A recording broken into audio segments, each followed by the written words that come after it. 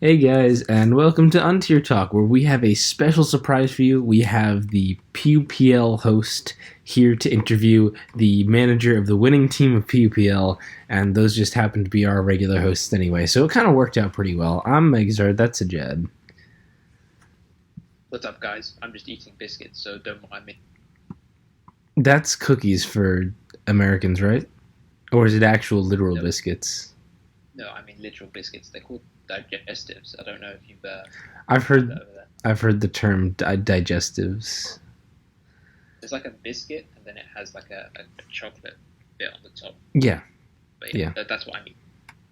Well, there are chocolate cookies too. But this is True. not the time. PUPL is done. It was a fun thing, and we're gonna do Can I, can I say something? one more week recap. You Quick. can say many things.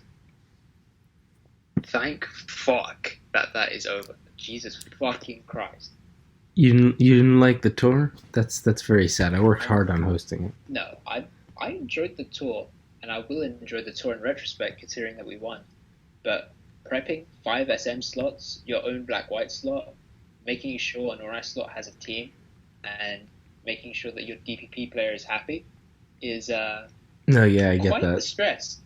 Although I'm sure your You know what I DVP mean? player was never happy ever. I refuse to believe that ever worked out. Anyway, um, in as many words that Fagtron will disagree with as possible, why do you think he won this week? SM, I don't think Bagtron can disagree there. I think our SM preparation, for the most part, was better. I'm prepared to sack off the DPP slot and say Ace-Up is probably the best player in the field, and Durza, even though I think he has the potential to be, isn't as consistent as Ace-Up is. So, and considering that I spent 3K on Durza, Actron spent how much on Ace-Up? Like 15? 10 to 15? Somewhere in that range, I I think. can I can look that up right now. Hang on. I was about to pull up the player record sheet. Let me see. Haysup went for 15K. Yeah, so So yeah, he spent Durza five was times. one fifth of the price. Yeah, and so I think that No, Durza it went for translates. 35K. Sorry, but yeah, no, he was definitely worth the price. Yeah, so I'm more inclined to believe that Robert Alford spent more on his like old gen slots, invested heavily there, whereas I just sort of threw 3Ks in there and just hoped for the best and invested a lot of my money to the SM. So um, hmm yeah, I think that's where Although I'm gonna be uh, honest, only your first three SM slots are crazy expensive, but Poe and Jerry um, went for a combined like under 8K, I think. yeah, Yeah, Poe and I Jerry think combined were there were 7.5K. So yeah, I had to trade back. Well, not trade back. I oh yeah, essentially Poe was bought a Poe for Poe was a 3K. trade. You had Mile. Yeah, I bought false for 3K, and then I traded Poe for false. So um, that would be 3K, and my like yeah, I guess Poe cost me 3K, and Vactron got false for 4.5. I guess you could say it like that. That's a bit Oh yeah, weird yeah, way to explain it, but yeah. I was mixing up the Mile sellback. So yeah. yeah. Um. So yeah, the I think the I was a bit like scared-ish with the SM because I could have very easily put like me tricking Rexus, Finch, and like Teddy all in SM and be like, "Yo, we're not gonna lose SM games um, with this like five man roster." But I think it, I think like putting the better players in old gens just to show them up and make sure we win that consistently was just as viable a strategy, considering that Jari was really good and Poe was consistent as well. So yeah, I think that worked out for us as well. For sure. So I think that's the insight into the managerial mind for now. But do we want to start hopping into actual game analysis? I think Let's go for it. Well, let me say yeah. show. Let's see. Okay, so scrolling down the Final. This is pretty long because this is the whole tiebreaker. But the first game was Hey Sup Durza, the DPP that we obviously know a bit less on. I thought this. Oh yeah, okay. I remember this being a pretty good game, aside from the Golbat named Nig. I completely forgot about that until I opened up the replay again. Oh my god. Yeah, it's hella weird.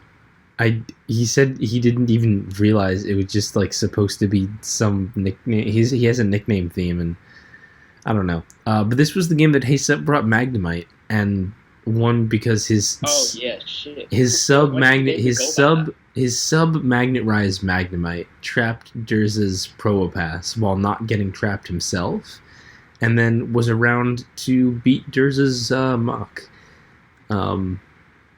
Which was like amazing because Magnemite's not a thing, but it did amazing work here. And like Durza said after, it was like the only steal that could have not been trapped by Probo and stuck around to beat Durza's Curse, Rest, Block, Poison, Jab, Mach. Exactly, yeah. We don't have Robert Alphonse here. He said he might show up, but he didn't. And that's a little unfortunate because he probably has more insight into like why the Magnemite pick. I really don't know. Obviously, Probopass is the trapper you'd expect, but yeah, that was this game. Haysup just brought like cool gimmick mon and won with that. Yeah, I think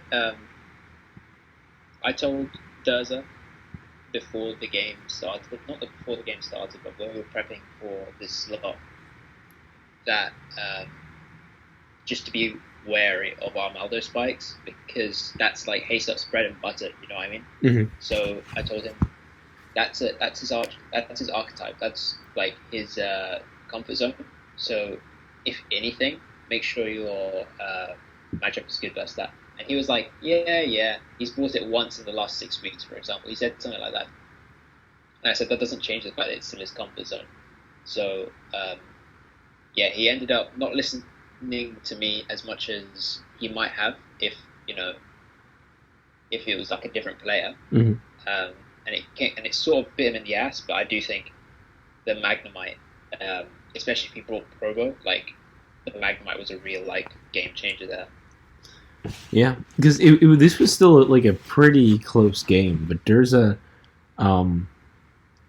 didn't really have the win cons to make it work with Magnemite and just the way Haysup's team was set up being very annoying. Yeah, exactly. Like he brought the Rain Dance Gorobus, and that was just always going to be a problem when you have Spikes plus Barugly, that kind of thing. So Haysup takes the first win, so Victory Bells start up 1-0, and then you go into Rexus versus Lighthouses as the next one. And did Rex's team get used before? Because I was pretty sure I recognized this, but I wasn't. Similar. I wasn't sure. It is this like it is at least the core of the Combuskin plus Silvally Fairy, right? Yeah, that's I told still you about the same. This. Actually, you gave me the idea for this team. Yeah, I said use SD Silvally Fairy because it's actually really good for no reason. Yeah. So that was like one of the main ideas. It was SD Silvally Fairy and SD Combuskin with Scarf Healing Wish Mesprits. So that was like the core idea of the team. Break with like either one, and then like clean with the other, and then you have Mesprit to like further put that in. And then you have like the standard hazards call between like Regirock and Quillfish, and then Electros because it checks everything. Like the basic SD duo and exactly that basic trio. The Quillfish, Regirock, Electros we've used as a core quite a bit. I think we used it in that double dragon team with like Guzzlord and Drampa. So I think that's where you're getting the correlation. Yeah, okay. But yeah, this team was quite cool. One thing I do regret is that we have absolutely no hazards control. So in hindsight, it would probably be a default Silvally Fairy, but still with Sword Stance on it somewhere. You know what I mean? Maybe drop U-turn. I guess I can see it.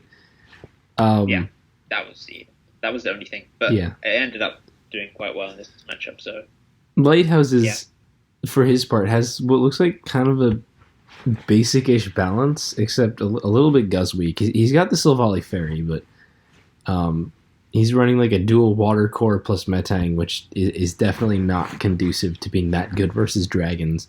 But it kind of just looks like your basic pivot into Drampa and hope Drampa breaks the stuff. Like, I think it's fine. But by turn 4, Rexus's Silvally Fairy pretty much just won the game. Because Lighthouse's like entire team dies to a +2 Silvally Fairy, except the Metang, which gets knocked off and is left at 30% on turn 4.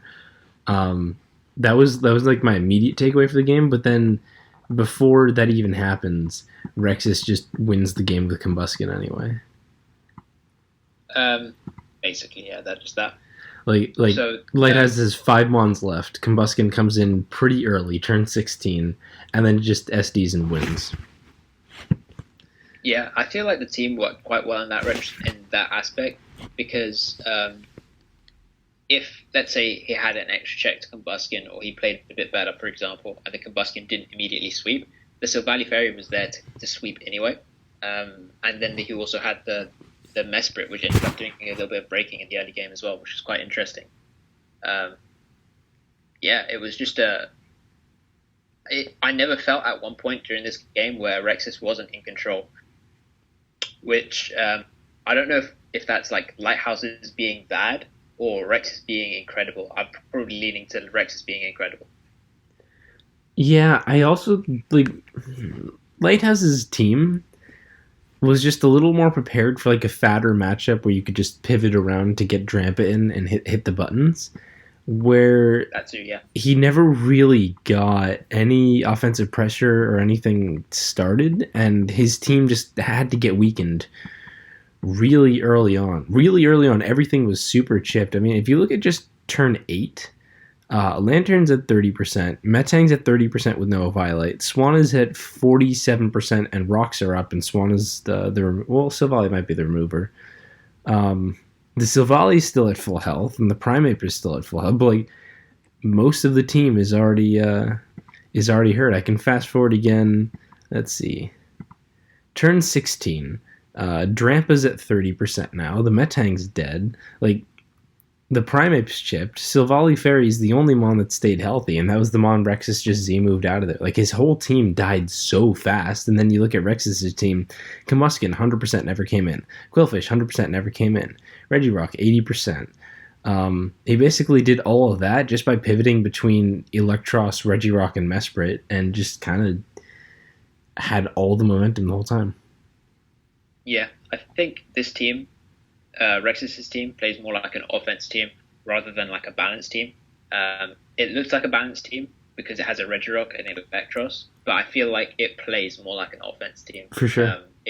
It maintained its offensive momentum really well, and I think that was another separating factor between Lighthouse's team and what Rexus used.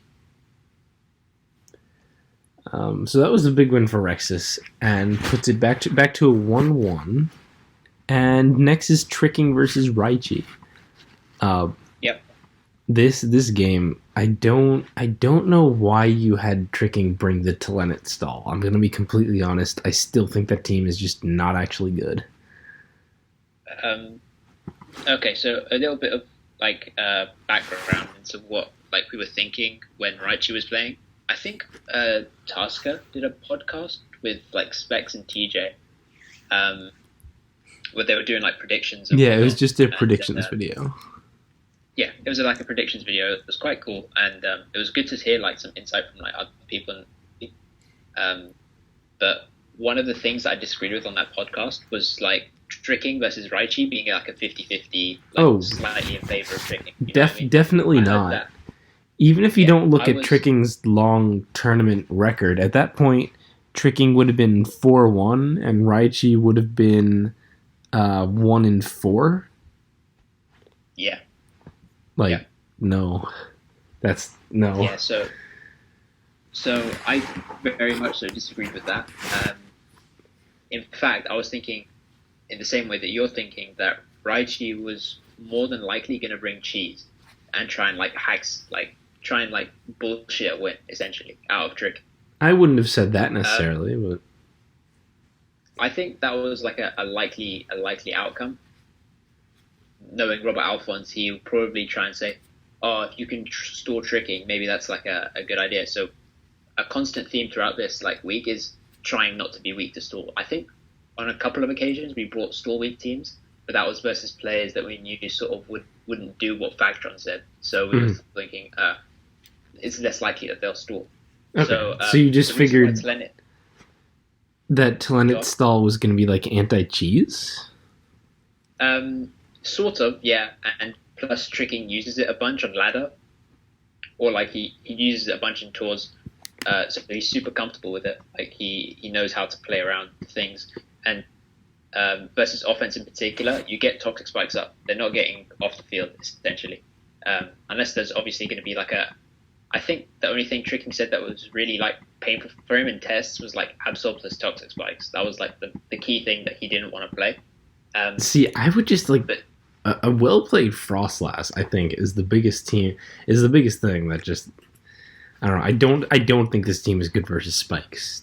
Frostlass and Quillfish and Roselia can all spike, and your removal is just a clay doll. So that's always been my primary gripe. But Raichi ended up bringing a Pyukumuku stall, which is pretty interesting, and also like very clearly was the loser in the stall matchup because Telenet's stall does have the Aggron and the Guzzlord and the spikes for a much more aggro. Like he comparatively in the stall versus stall, he was 10 times as aggro as Raichi. So yeah, 100%. It was pretty much a free matchup win as long as he didn't mess up too bad. Yeah, for sure. I think the key thing with Telenet's stall is that it's, even though it looks like and it is a stall team, it doesn't play too much like a stall team. It's more like a bulky offense with 6 bulky like mons, no speed, which is weird to like say it's a stall team, but it doesn't play like that. If you like know what I'm saying. Mm-hmm. Yeah, and it was really just a question of just like getting your hazards up and breaking with Aggron, to be honest, which is one of the main cruxes of the team. Yeah. Also, like the offensive pressure that Raichi can put on Tricking was just non-existent, pretty much. Like no, his stall was much more about like just never dying, whereas Tricking is like eventually going to chip you and be able to use the Guzzlord phasing with the hazards and the Aggron having Aggron's attack power. So yeah, Raichi did not really have a chance. Pretty unfortunate. And I guess we're just gonna finish up the SM sweep because the next two games are Jerry and Finch. Jerry versus Robert Alphonse was I don't know. I guess this was one of the games where you were pretty sure he wouldn't stall because you bring like a pivot hail spikes offense. Like just if I thought like what's the most generic hail plus volt turn I could ever make, that's pretty much exactly what Jerry has. Basically, we were doing a lot of testing with Jerry, and at the same time, we were sort of building for Pursuit at the same time. And one of the things we wanted to do this week was bring a hail team because as like a anti-cheese, anti-bullshit type of thing. And even though I was building primarily for Pursuit to use that hail spikes, he wasn't really comfortable with it in tests. But Jari was super comfortable with it in tests. Like Jari was owning people, so he was like, "Can I use this instead of what he was originally planning on using?" He hadn't really like made up his mind, and I was like, "Yeah, sure, why not? Like, go for it." And then, he managed to play a few test matches as well. Then, we just brought this style team. Interesting. Okay, so he's got the hail spikes. Robert Alphonse has, I don't know, a really odd balance in some ways. He's got Quillfish and Frostlass, and the Frostlass is the one with spikes. Quillfish only ever showed Destiny Bond. It died early in just kind of silly circumstances.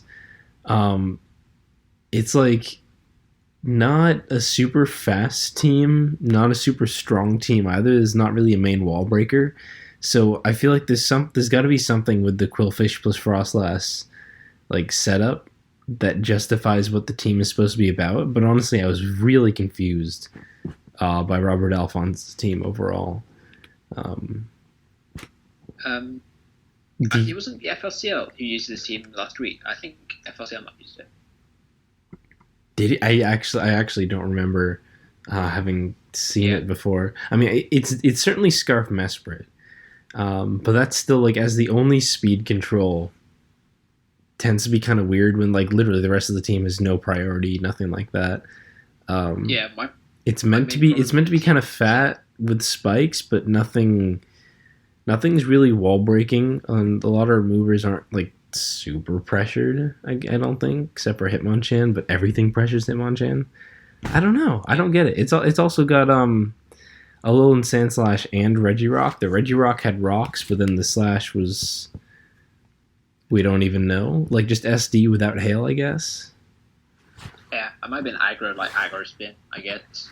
I think the thing that stood out to me from this team is that it doesn't really have offensive pressure. Well, I say that like with tongue in cheek, I guess.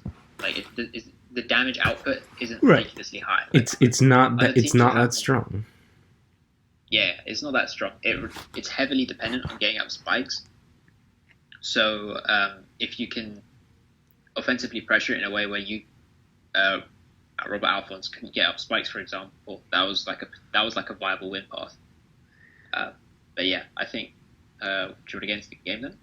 Yeah, I mean, the thing was, very early, Robert Alphonse loses the Quillfish, and we never really get to see what that does. Like, it literally tries to Destiny Bond Jerry's Electros turn 1 and then lives the Volt Switch, which it wasn't in his favor to die, so I don't really agree with the turn 1 play.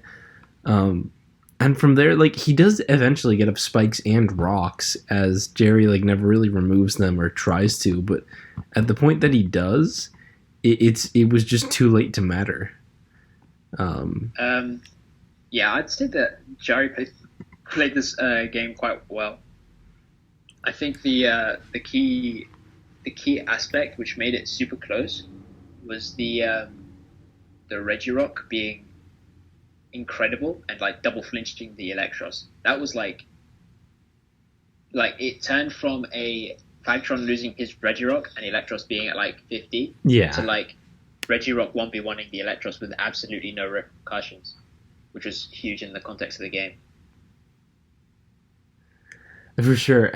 But I think Jerry would win pretty strongly if that happened, but even without that, it didn't feel like Jerry was in that much of a troubled spot. Like, Robert Alphonse pretty much had to spend his time getting up spikes to like chip through things, but by the time he did that, most of his team was dead.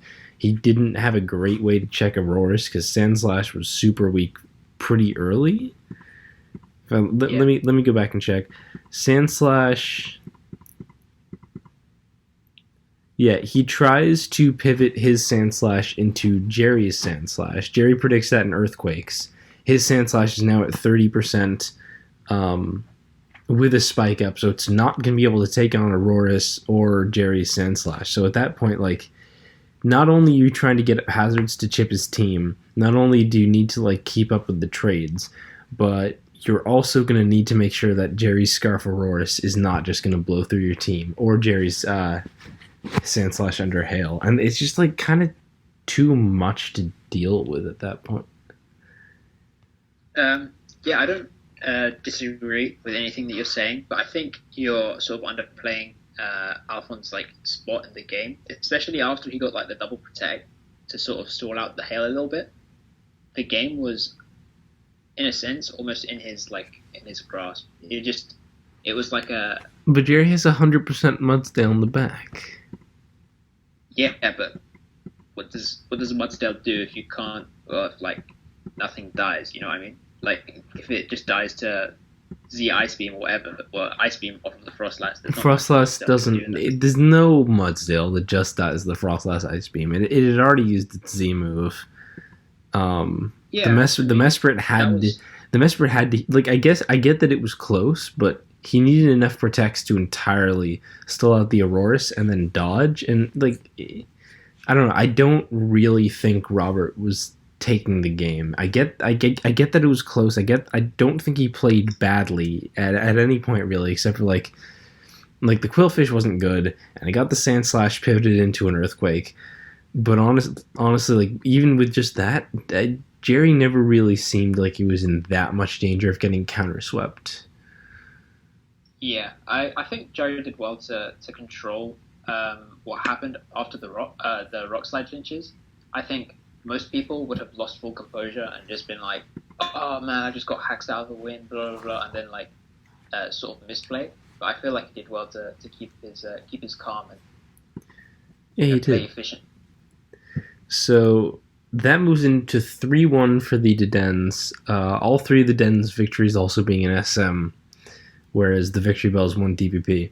And we move into their next SM victory, FLCL versus Finchinator. This was honestly a bit more of a... I'm really not talking. Sorry, it's late for me, and if it's late for me, it's certainly late for you. This was a game where it kind of felt like they played each other a lot and like wanted to feel each other out, and Finch ended up just getting like all the feel outs and checks right. Either that or FLCL just played really weird, because if you look at the first 5 turns, he sacks aggro onto the Primate. He gets Quillfish like weakened and T-bolted. Then he sacks Cryogonal, and at that point the game's already you're already in a pretty big pickle. Like this just went terribly for FLCL at pretty much every stage, and I don't know if he was like hard predicting Finchinator to do a bunch of different things and just like got all of them wrong or what. But yeah, I think that's a good way to put it. I do think, well, FLC, Finch, when I was talking to him, he was reasonably confident with any plays that he made. He was, like, the turn one, I feel like FLCL played just weird.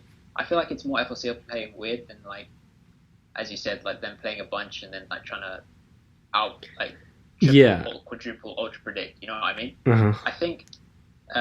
Finch was going for like efficiency, long-term plays, like getting damage on the Mesprit, meaning.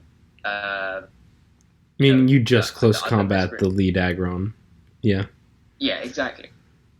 He was going for like long-term efficiency plays, whereas FLCL I think was going for like short-term benefit plays.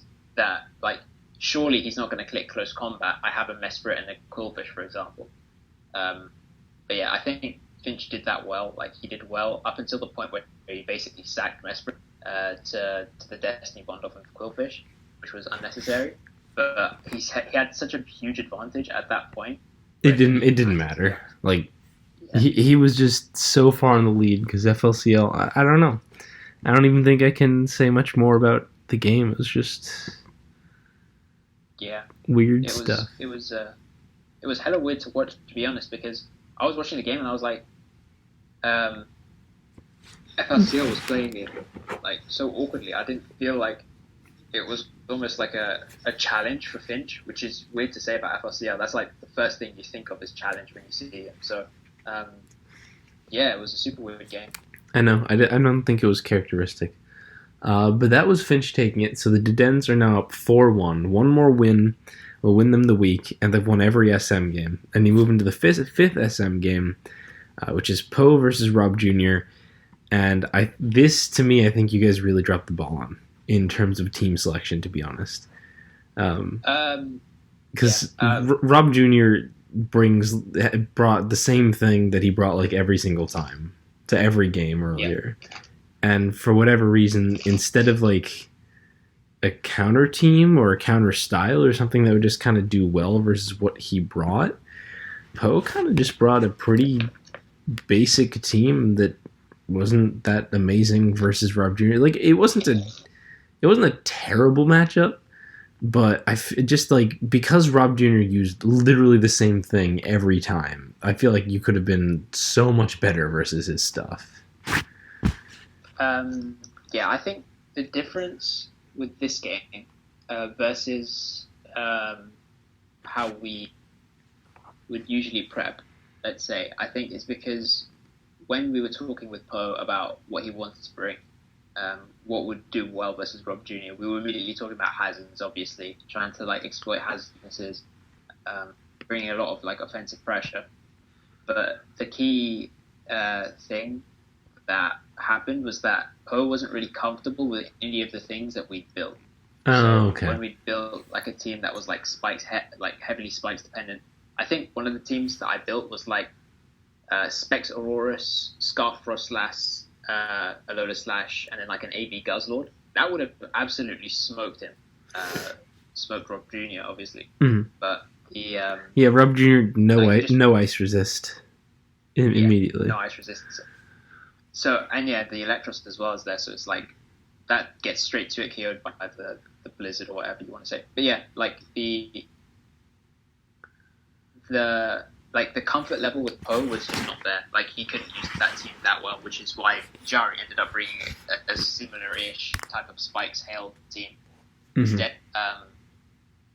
But yeah, he just wasn't comfortable. And then Ted was like, okay, I'm going to try and build for Poe. And then he was using this team quite a bunch with like, was originally E-Belt on the E-Belt for attacks Jellicent, rather than like a... It ended up being Watarium, yeah. So that was like the so it's like a pivot balance with Watarium Jellicent and Calm Mind Mesprit, and like I don't hate it, but it's a team that needs to be played well, because I feel like it can be very easy to lose momentum and kind of just not be able to get it back and just kind of get steamrollered, and that kind of feels like what happened.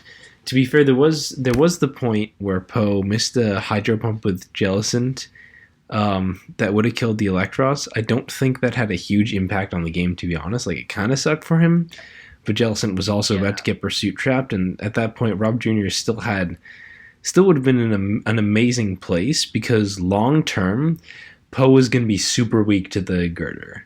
He's got the Jellicent and the Mesprit. The Mesprit got knocked off real early, so Skuntank was going to be able to Pursuit Trap it. The Jellicent obviously is going to get Pursuit Trapped. And on top of that, Rob Jr. just outplayed Poe like almost the entire game.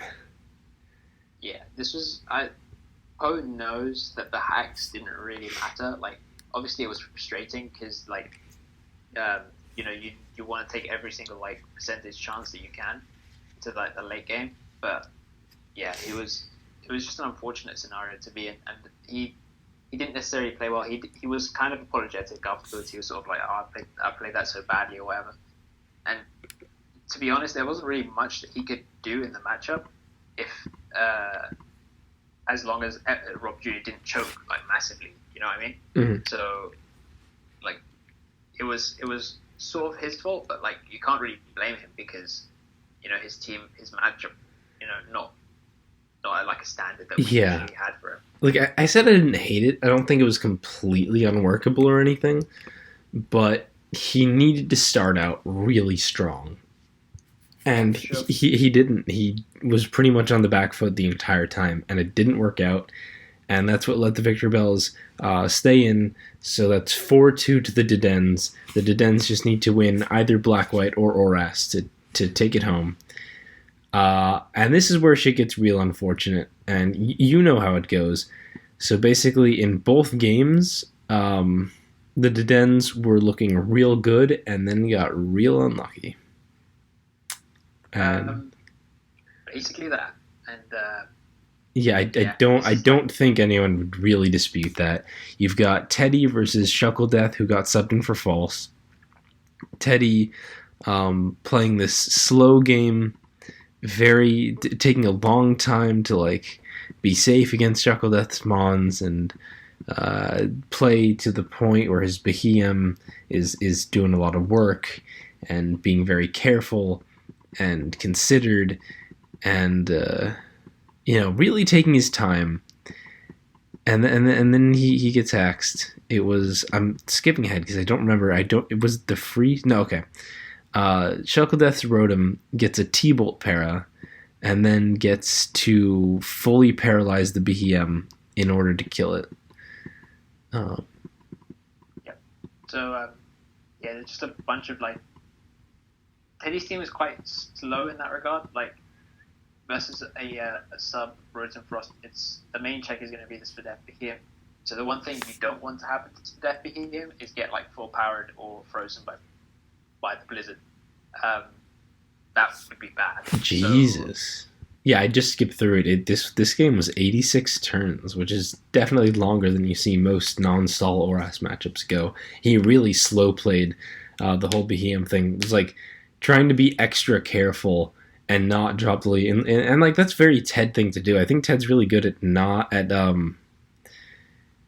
avoiding like min-maxing, keeping himself really safe, not opening up like that many avenues for his opponent to kind of come in and sweep him as a surprise or something. But that does leave you open to potentially like really bad hacks can kind of just instantly take out even the best laid plans. And when the Mon hacks its way through its counter and then it just sweeps you, like what are you gonna do? Yeah, I think it doesn't look as bad as it is because it's like Rotom Frost being a Behemoth. But when it's your counter to the Rotom Frost in the first place, that's like triple, quadruple, ultra bad. You know what I mean? Like it's that's the one Mon that needed to not be hacked. Any other Mon, like if any other Mon got hacked, Ted wouldn't have it wouldn't have bothered Ted. But it had to be the Behemoth and it had to be like the Rotom Frost check. So it was just, it was super unfortunate. I lost ultra full after the game because I was like super sweating now for my match. Yeah, that put it into 4-3 with the Victory Bells fighting to get to a tiebreaker, the Dens fighting to take the win. Black-white game, HJAD versus CB Aaron Judge. You brought this team is so you. It's got the Zweilous, it's got the level 99 Behemoth, and it's got the Maractus. It's a very HJAD team. And CB Aaron Judge has like, I don't know, honestly, like I would call this a very CB Aaron Judge looking team, but I don't even know if that's super fair. But I kind of just associate this kind of like very offensive team with him. Like it's really, really offensive. Pretty much everything's very strong. Attack first, ask questions later. You know what I mean? Yeah, and I think this matchup definitely worked out for you in the sense that you brought Scarf Zweilous, which, because CB Aaron Judge's team was just not very fat, like it was a huge threat to pretty much all his Mons. And turn one, you superpower his Shiftry as he's just not expecting to get outsped and just O-code. Puts you in a really nice lead. It's like, oh, well, this looks pretty good for HJAD. Obviously, the Auto Sun Victory Bell, not a huge problem. The Ursaring, like, handled, managed. Everything's looking pretty good. Hey, you got the Trick Room Behem that's level 99. That went really well. Oh, Scarf Zweilous missed Outrage and you lost. Oops. Yeah, I mean that's just unfortunate, isn't it? That's not what you want to see. It's hustle, man. That's the accuracy of Stone Edge, right? Yep, Stone Edge accuracy, Hydro Pump accuracy, whatever you want to like compare it to. It's that was pretty bad. It's not as bad as Teddy, to be fair, but it's still pretty bad. Yeah. I guess you could put it like on a flip spin and say, oh, if CB Aaron Judge just declawed you, like you just died. But I never really expected him to have declaw, to be honest. And the fact he did but didn't use it was kind of weird, considering my only way of winning was like to hard into Zweilous and click Outrage. But it was like a super bad like hacks moment there. That's like, there's not much you can do at that point, to be honest. There's like, you put yourself in a chance, an 80% chance to win the game, and then you get the 20% chance happens. Like it's just part of it, I guess. Yeah, I mean, there's not much more to say. There was a game that happened beforehand, but it was pretty much just a bunch of trading kills in pretty black-white fashion. but it's the kind of meta where if you miss a Stone Edge, you are gonna lose, even if it's earlier game. That kind of odds, like, it can be hard to come back from this stuff, and late game especially, just absolutely no chance. So that puts us into the tiebreaker. Yep. Two games of Sun and Moon, one game of DPP, all to determine who wins. Once again, first game is Durza versus Haysup for the DPP rematch. And I think this was just, like... I don't think there was much notable about this game. There was no crazy Magnemite or, like, ridiculous hacks or anything. This felt to me like the most, just, like, pretty much just a game. You know what I mean? Yeah, I feel like we were talking a lot with Des about how he wanted to go and approach this game. So we were talking about, like, long-term, how we wanted to take on, like, Dez's team and what have you. But yeah, what he ended up trying to, like, bank on was the Probo plus, like, Zangoose style of team. Like, he was planning on bringing, like, a normal spam team with, like, a Zangoose and a Pierogi, but didn't end up working out for him in tests. So he decided to go with this, like, different version, which was okay, but I feel like versus Haysup, you need to be a bit more than okay. Like, you need to be comfortable, and the team needs to be really good, and it just didn't end up working out for him. Yeah, I wouldn't be surprised if Durza was like, he wasn't feeling comfortable with the team beforehand, because he really did get outplayed pretty strongly in the mid game, where Haysup basically just got several reads with his Mischievous to just practically kill off Durza's Probopass and Mischievous at pretty much no cost. And from that point, he was basically just, like, up the whole game, because he had extra mons to do extra things with, so... made some solid reads and had the solid leads, and I didn't mean that to rhyme, but yeah, Haysup wins again. Yeah. Yeah, one of the plans before in the tiebreak was potentially putting Finch there and putting somebody else in the second SM slot, but Dez was quite confident, and because he sort of baited himself out with his teams, like, he could sort of switch it up, and also he didn't lose the DPP game because his team choice was so horrible. He sort of lost because he made a few misplays, and he was quite confident that he wouldn't make those misplays again. So I thought, okay, worth a shot. Let's see what. You felt he lost the Magnemite matchup because of the misplays as opposed to some. Yeah, I feel like he could have won that game if he played it a bit differently, but like, he could. That was basically the main reason why he wanted to play, because, like, he wants that, like, second chance, that revenge chance. So yeah. Yeah, I don't know, but maybe. I couldn't say enough about DPP. But yeah, so Haysup takes that one, and now the Victory Bells went from, like, almost eliminated to up by one in the tiebreaker. 2 SM games left. Victory Bells just need to take one of them. First one is another rematch, Finchinator versus FLCL, and you might want to clue me in. How did they end up bringing almost identical stall teams?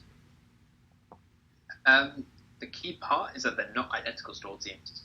I was talking with Finch quite heavily in, like, the preparation for this game, and I was telling him, look, he's either going to bring stall or he's either going to bring a fat balance team. Like, there's no in between there. There's, like, if he brings offense, like a heavy, like, super powerful offense, like a Tasker style offense, that's not, like, I would be gobsmacked, essentially. Like, he deserves to win in that case for being so ballsy. So yeah, I was telling him, okay, so how do you want to approach a stall matchup and also being good versus heavy, like a fat spike spam? So a couple of the early, like, teams that we built were, like, spam teams. So I had, like, a sub power up punch, Kangaskhan team, which would have done fine as well versus that team. There was a few other teams that we built. I think we built, like, a version of Dragon Spam again. But yeah, But that was like if I can fast forward, what you ended up with was a stall that pretty much did very well against other fat teams, thanks to the use of the Scun tank in particular, as well as a couple other things. But Ditto was basically Finch was really, you felt Finch, the Ditto like, was the biggest thing? Yeah, Finch said that the Ditto, if you had Ditto versus other stall, like you wouldn't lose to other stall, and I kind of trusted him on that. Like, you know, he's played stall like so much on the OU ladder and whatever. So like, yeah, I trusted that. So he was like, yeah, if I have a stall and I have Ditto and the other guy doesn't have Ditto. No, okay, I get what you mean. Yeah, long term, Ditto is actually good versus stall. I know that, but like in this game in particular, it was really just more the Scun tank. Unless I'm crazy and misremembering, like Finch's Scun tank did a crazy amount of work to end. Like it was a stall versus stall game, but this thing ended pretty fast if I remember correctly. Actually, yeah, don't have yeah okay. So Finch gets his Scun tank in versus FLCL's Articuno and drops the Z move to kill the Articuno, where I just don't think FLCL was expecting it, and that's obviously huge. If you take out the Articuno way earlier. Pursuits the Audino then to keep it really low, traps the Audino a couple turns later, and by turn 42, FLCL has just lost his Articuno and his Audino, while Finch has his entire team pretty healthy, and like he just forfeited because, yeah, there was no way he was going to win that game at that point with Finch's Mons alive. So yeah. It was good to know that basically my hard read of like stall, like I was pretty certain that he was going to bring like either a fat Spikes team, as I said, or like primarily thinking about stall. So to get that read right was good. Yeah, it was. Finch was also like playing super well, so that was like a really good thing for us. Mm-hmm. I also picked Finch specifically. Over like say Jari, who was 6-0 at the time as well, because Finch was much better versed at stall matchups, just in general across his like Pokemon career, than say Jari, who tends to be a bit more like I'm going to mix select plays to outplay your offense team. Like Finch is much more calculated in that way, so I trusted Finch in a stall matchup if he was using a stall team and if like he was playing against a stall team as well. Yeah, that's fair. And I do think his insight is right. Ditto can be huge in stall matchups where you're not losing PP, getting to copy things like Wish and Heal Bell and all that. And it didn't really end up mattering too much here because Scun Tank just put in a stupid amount of work that, I don't know, it probably shouldn't have, maybe, if FLCL was safer. But it definitely could have been the deciding factor that you had the Ditto stall instead. So that was a thing where an interesting stall versus stall happened. And that brings us to the very final game of PUPL. Winner take all, Tricking from the Dedens versus Rob Jr. from the Victory Bells. And speaking of just like really interesting and well played stall, this was a game that happened. How? Okay.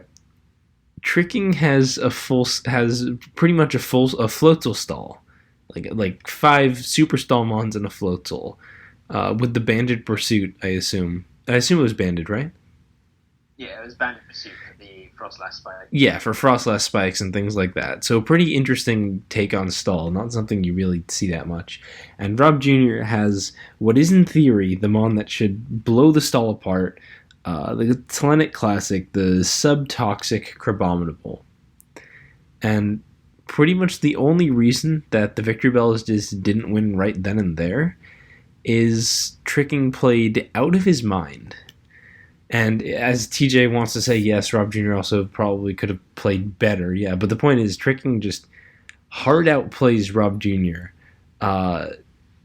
Like to a really impressive extent this game, and I don't think there's any other way to say it. This was Tricking taking a stall team that should just be blown away by the complete counter set and still managing to win the game for some reason. I can't explain it. I could never do this. Don't ask me.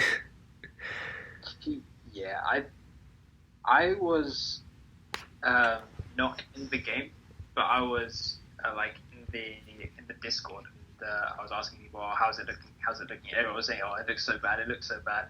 And then I just see like randomly, oh my god, go, and I was like, okay, what's going on there? This doesn't make sense.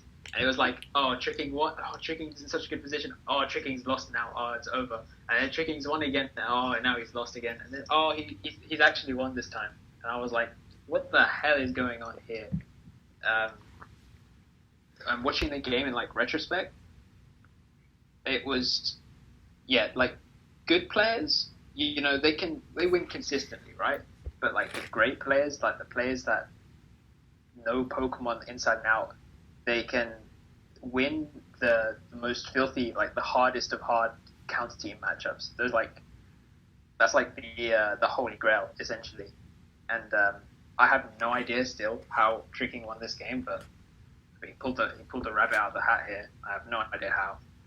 Yeah, so if you haven't watched the game because you saw a stall or something and clicked off, and then you knew who won PUPL anyway, it's definitely worth a watch. Basically, Sub-Toxic Crabominable should really mess up stall because the stops are non-rest Carbink and non-rest Quagsire that are just going to get, sub-toxic on.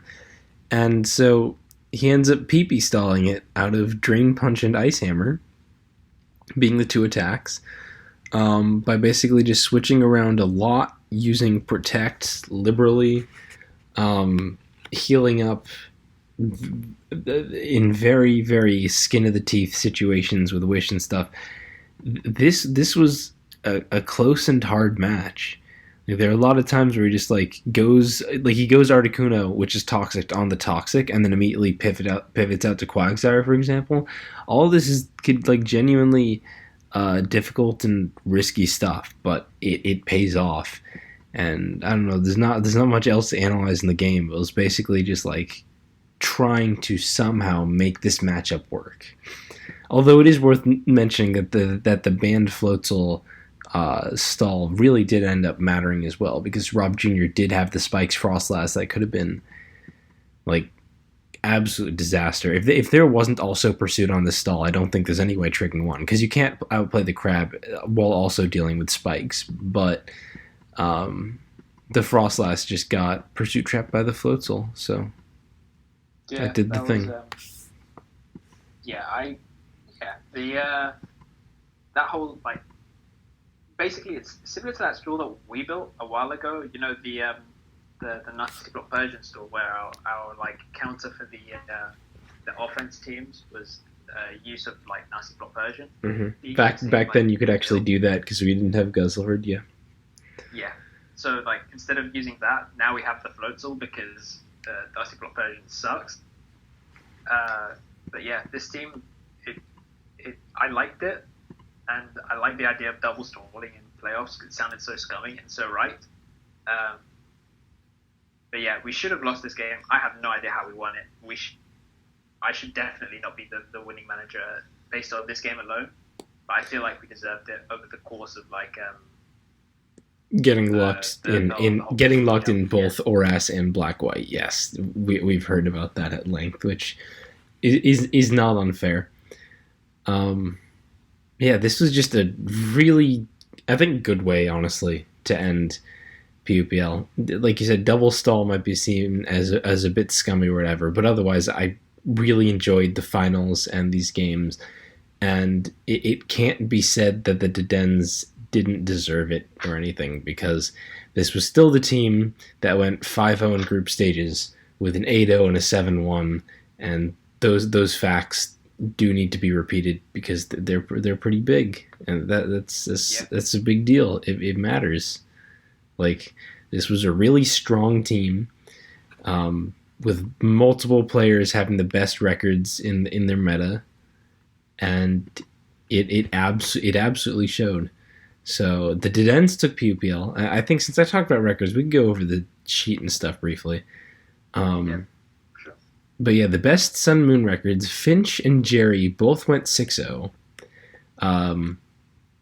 Tricking went 6-1 as well, to be the next best. Teddy went 4-1. He was 4-0 in group stages. His only loss was that crazy unlucky thing versus Shuckle Death. And Durza had the second best DPP record And prior to losing twice to Hace-Up in finals, he was 4-1. Those are some pretty big things. Like the only tier where you definitely don't have the best record is Black White. Yeah, I think we went 2-4 in Black White, if I recall correctly. Let me see. So you went 2-2 in Black White, and Rexus played it once and lost. And Triangles played it once and lost as well. So yeah. Yeah, right. Triangles played it all. Wouldn't that still? You played 4 games. Rexus played 1. Triangles played 1. That's 6 games. Oh yeah, there is no semis. You just went right to finals. Yeah. Yeah. Okay. So yeah, the Black White did not go great, but aside from that, in every meta, you guys were super dominant. Yeah, I think the overall SM record, which I was quite proud of, was 25-7, which, considering we played 6 weeks of Pokemon and so many, I think, an extra couple of games for the tiebreak as well. So 25-7 is that's ladder stats, right? Really strong, especially again in a meta where people were definitely struggling and not liking like the way things turned out with Guz and all that. To really stand out so much is really huge.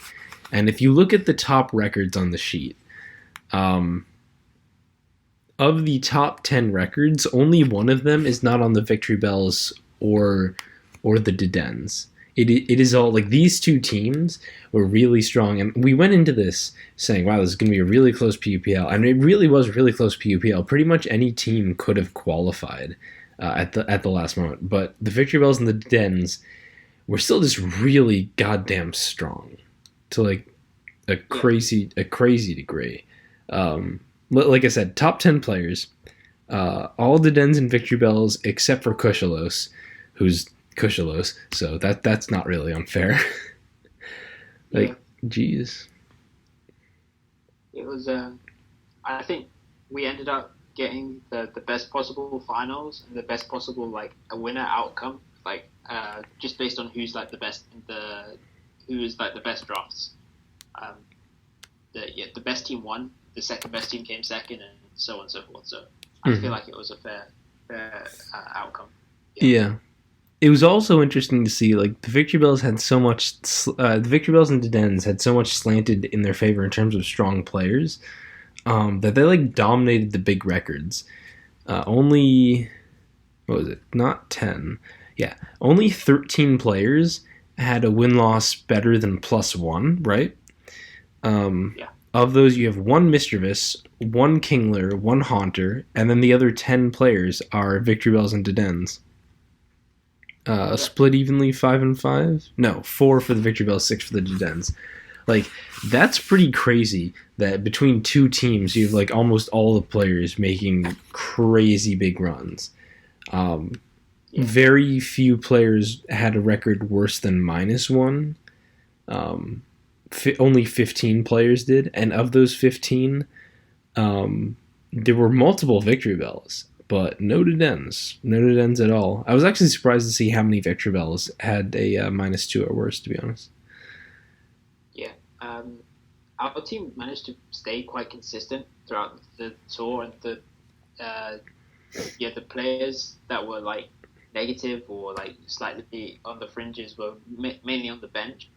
So yeah, I think like Osh was one of them. Personally, I was thinking like Osh was gonna come in over Pursuit at some point in the tour, but Pursuit was playing quite consistently, so I didn't want to like spoil that rhythm. That's especially fair. Given that Osh hadn't really he was like, I would say arguably he's a better player than Pursuit, like on paper, but he's he hasn't like taken the time to acclimatize to the meta like Pursuit had like over the last few weeks. So I don't think it would have been fair to like take him out and be like, oh, Osh is the better player, I'm going to play him, right? Yeah, so, that's I think definitely understandable. It also didn't really like I didn't catch this until just now, but I feel like the Victory Bells obviously had very strong old gens, right? I mean, not that you guys didn't. Like, you, Teddy, Durza is not a terrible core. But False, CB, Aaron Judge, Haysup, all putting up really, really strong records, doing a lot for the Victory Bells, and then their SM, like, just making up the rest. But not by a lot, because the Victory Bells had 3 players going -2 or worse, with Robert Alphonse going 2 and 4, Lighthouses going 1 and 4, Raichi going 1 and 5. So I think like that just was the thing that really kept the Victory Bells behind. Was that of the you guys played what 7 games of Sun and Moon, and you guys went 6-1 across them in your finals. Yeah, that's it. That's a yikes. That's one team having a much stronger grasp on SM than the other team. Yeah, 100%. I think it goes back to what we were saying earlier in the podcast, where I was saying that SM was the thing that won the tour for us, and just in general, like throughout group stages and then in the finals itself, like that's why I didn't want to put like a Teddy in Oras as one of the tie breaks, because even though like on paper that's probably the best, I knew that if we could prep whoever was playing in that SM2 slot, we'd win 100% of the time. It wasn't like a thing where if False turns up, maybe Teddy loses. I didn't want to take that risk. So yeah, it was. It's good to have something like that where you could like heavily depend on. And as I said, like 25-7 is like ladder stats record. That's like something that I'd be fine with, like in Guz Rex. Yeah, for sure. Although for what it's worth, Teddy's great. He had a great 4-1. This isn't a slight on him, but I don't think playing Oras was necessarily like a better on paper matchup than your SM, because Teddy's playing False, and the Victory Bells have had consistent Sun and Moon issues. Like Robert Alphonse has not been doing a lot of wins. FLCL has been was a really strong. Actually, no. Okay, they had both FLCL and Rob Jr., but I don't know that you could say either of them are scarier in SM than False is in Oras, to be honest.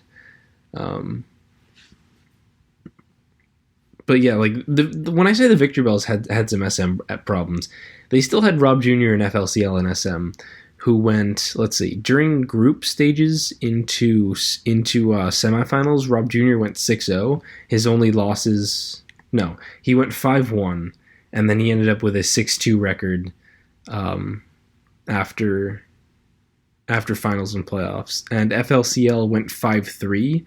But before losing in finals and tiebreaker, he was 5-1.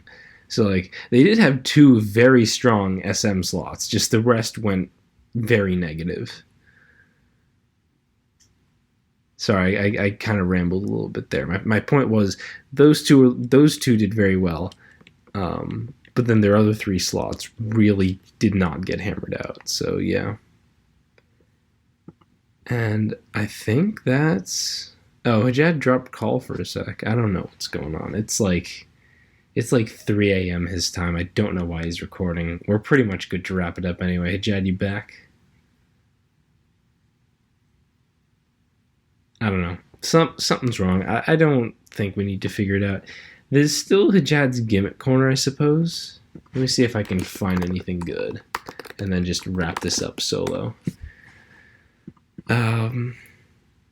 HJAD's gimmick corner. What have I been using recently?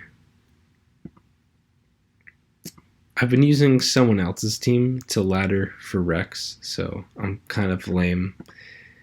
Oh, hey, you're back. I was just gonna say nope, he's dropping.